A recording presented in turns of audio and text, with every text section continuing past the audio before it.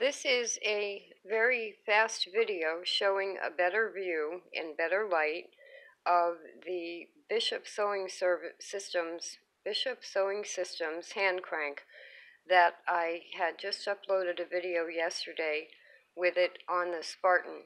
Now that is the hand crank. It does fold, and I wanted to mention that when I had it on the Spartan, the first time I didn't have the clutch wheel on there correctly, and it did work, but when I went to engage the motor, it wasn't tightening right.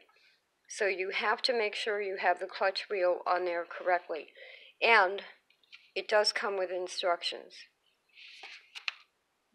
And the seller is very nice. You can email him through eBay and ask questions. He answered about 6 or 7 emails from me about questions about this. So there it is. And when it's on the machine, on the Spartan, I was using the Spartan with the motor, and because this folds, it was turning around as if it was just a big long knob, and it worked fine.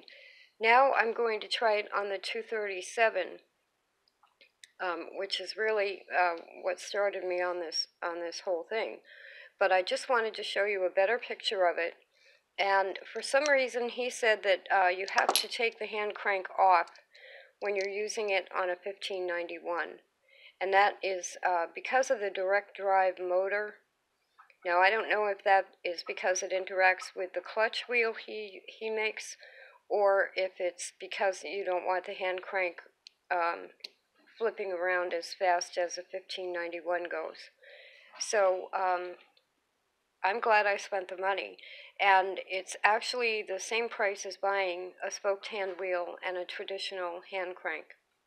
It's about the same. So I still don't have a camera battery, but we'll see if I can upload a 237 test video with this camera.